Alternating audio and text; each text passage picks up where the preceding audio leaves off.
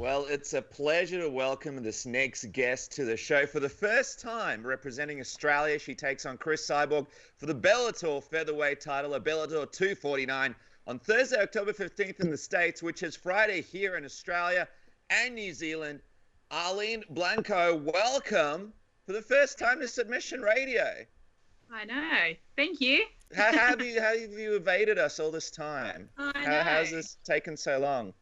Not too sure, but I'm here now. That's all that matters. We appreciate it, especially joining us just so close to the fight. How's it feeling just days away from the big fight? Yeah, good. I've got so it's I think 6:30 p.m. here. I've got weigh-in tomorrow morning, and then then the fun the next night. So yeah, no, it's good. It's been a long time coming.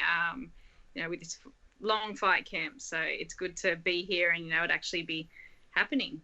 Yeah, you mentioned on Facebook this fight camp, things got leveled up. I was pushed and tested and forced myself to ask the question many times, why do I do this? Sort of take us into that, Arlene.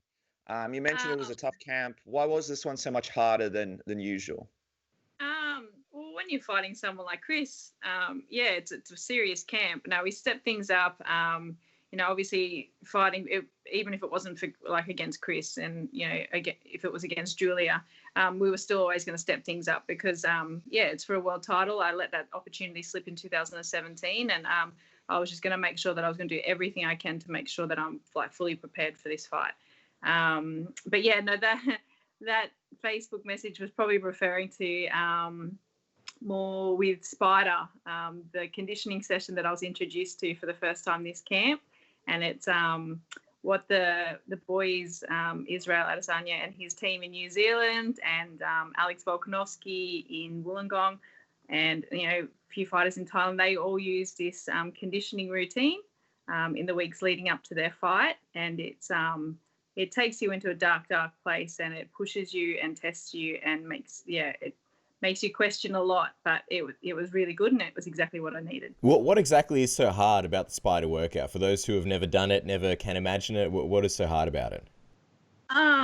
It's just, you've just got to, you're 5 different people and it's a 5-minute round and they're just yelling at you and they're pushing and it's 5 minutes of non-stop work and there's no room to escape it. There's no room to rest. It's just constant work. And while they're yelling at you, pushing you, you obviously got all these thoughts going through your head, but while they're going through your head, your body's just got to work. And yeah, it's just grueling. It's absolutely taxing. And even after the first time I did it, I turned to Tyson and just said, that's harder than any fight I've ever had, let alone training sessions.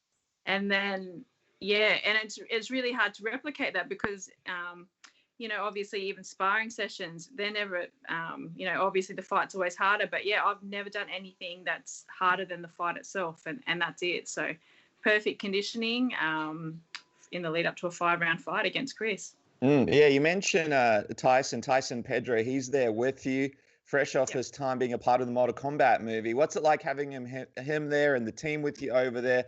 And has he been trying to get you to get ready to drink a few Drink West beers after the fight for the celebration? Is that in the mix as well? We imagine he brought some down with him. I don't know if he actually brought any, but if not, I'll be definitely there at his new restaurant eating some wings and beers post-fight to celebrate with everyone back at home, that's for sure. But no, it's been awesome having Tyson here.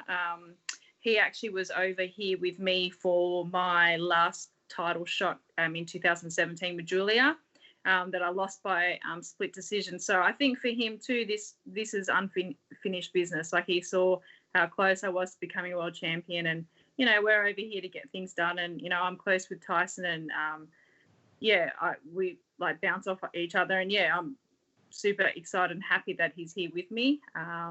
Get the job done. That's awesome that you guys get to sort of go through this journey together. I don't know how close you are with Tai Tuivasa, but of course, Shoey's after the fight. If everything goes to plan.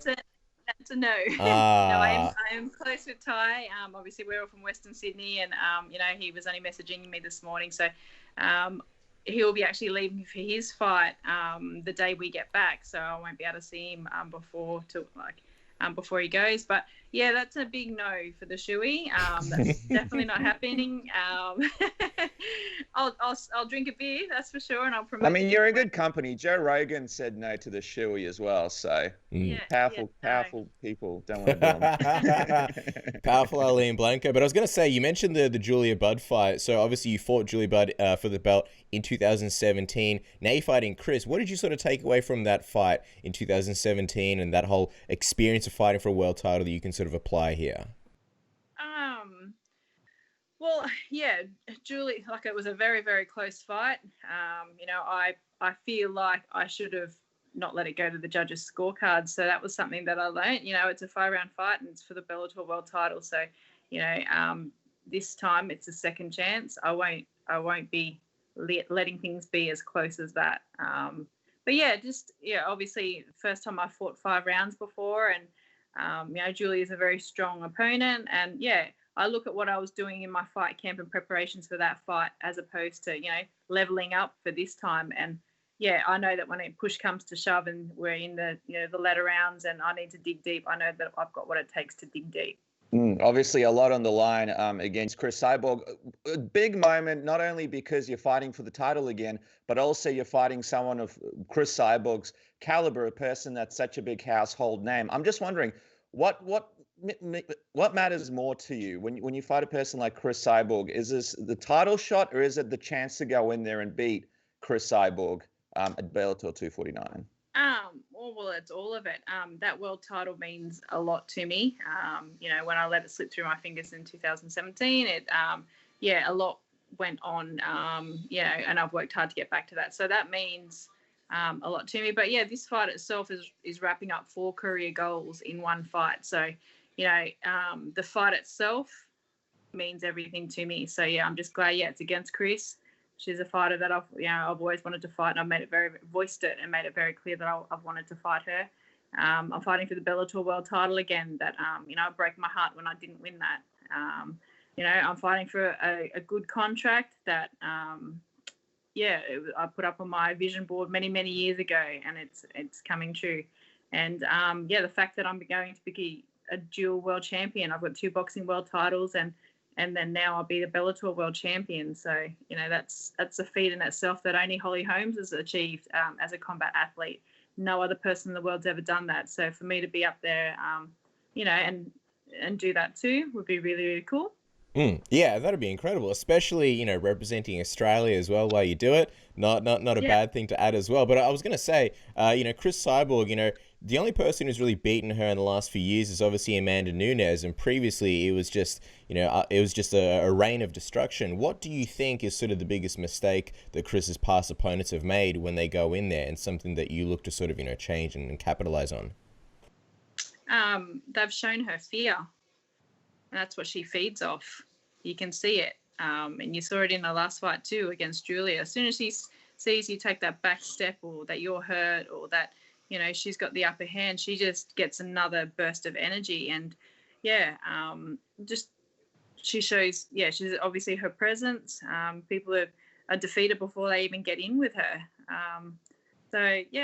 I think I've got the recipe to beat her. I'm feeling super relaxed at the moment. I've been pushed to the very end in fight camp. I'm mentally prepared. I'm physically prepared, and this is my time. This is my legacy. I feel like I'm more hungry. She's done what she wanted to achieve in her career, which was obviously win all the major world championships. She's done that. There's nothing more dangerous than a fighter that's hungry and that wants to leave their legacy, and that's me right now. I'm the underdog, very, very clear underdog, but that's cool. That doesn't mean anything. That just means that people who are classing me as an underdog aren't educated as to where my career started and what I've done in that time, and haven't really studied me enough. Yeah, I mean, you mentioned the boxing world titles, and I'm just curious, what do you think of Chris's boxing? And I know in 2019 you kind of hinted on Twitter that you wanted to fight Cris in a boxing match. Which kind of do you prefer more, fighting her obviously this week in MMA and Bellator, or do you wish this was a boxing match? Well, I think Bellator definitely looking after us more, in the sense that it's on the world stage. Like, this is for the world title, and we're getting paid very well to do it as well. From my experience as a boxer, and the reason why I did go over to MMA was that the money wasn't there. So if we were to face each other, and this is a thing I've actually said in other interviews too, we'll fight each other in the Bellator cage, and if she's up for it, I'd love to have a boxing fight with her too, and have a kickboxing fight on the Bellator kickboxing promotion and make a trilogy out of it, and be the first 2 females that have competed in 3 different disciplines on the world stage. We also, and not to look past, Cris this weekend, but like if you were the world champion, obviously the money would be there. So let's say, if there was an offer to say go back to boxing and fight, say, Katie Taylor, because we know Eddie Hearn is open to doing sort of boxing MMA crossover promotions. Would it be something that you'd be interested in? For sure, I definitely want to be in the back in the boxing ring. But at the moment, my focus is obviously on Bellator. I did try and do both disciplines there for a while, but I think I'd probably actually be in a better position to these days, because my coaching has definitely stepped up a level from back when I thought I could juggle the 2. But yeah, it's interesting. Katie Taylor. She's an undefeated lightweight and light welterweight boxer who has a very extensive amateur career. So it's she's a very, very good boxer that I'd actually find she would be more of a threat for me to fight than Cyborg. Wow. She's the best female boxer in the world. So yeah, she's a threat. But in saying that, I'd fight her 100%.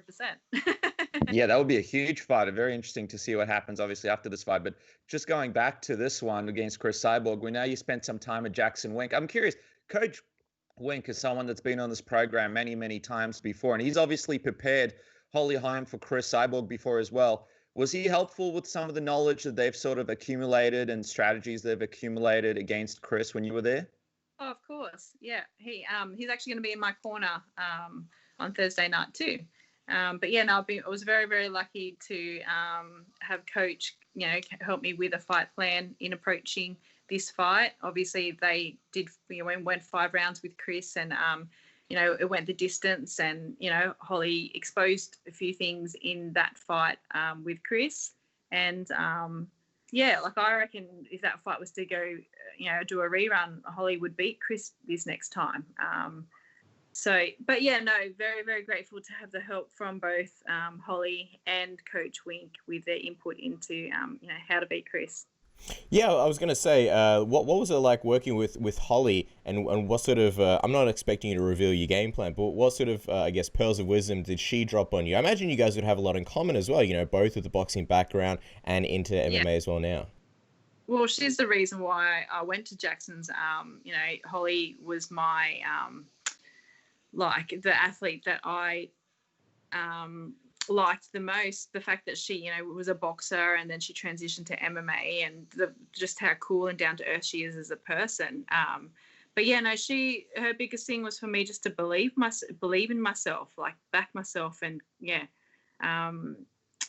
they all believe in me that I can get the job done. Obviously, Coach Wink, he's flying over here. He's ready to be in my corner and have me represent his gym amongst the gyms that I also represent. To have him in my corner and that wealth of knowledge, and even having Holly's support and belief, it means a lot.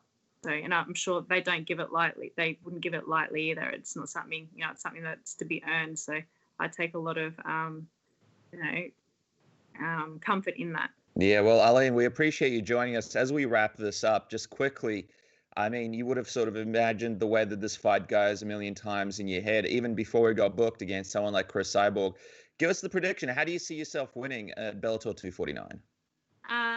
I see a stoppage. I see me being patient, weathering the initial war. Just lost for words. The initial wave. I'm a smart fighter. Just waiting for my moment. And then getting my hand raised and having that belt wrapped around my waist. What a big moment for Australian MMA and Australian sports that will be. Guys, you can catch Arlene represent Australia on the big stage at Bellator 249 this Thursday in the US, which is Friday here in Australia. Make sure to follow her on IG at @_Aussie_girl_Angerfist and Twitter at Arlene Anger Fist. Arlene, it might be time to update the IG username right there, just for future interviews. But we do appreciate your time so close to the fight. Best of luck, and we can't wait to see what happens down at Bellator 249. Thank you. Thanks, guys.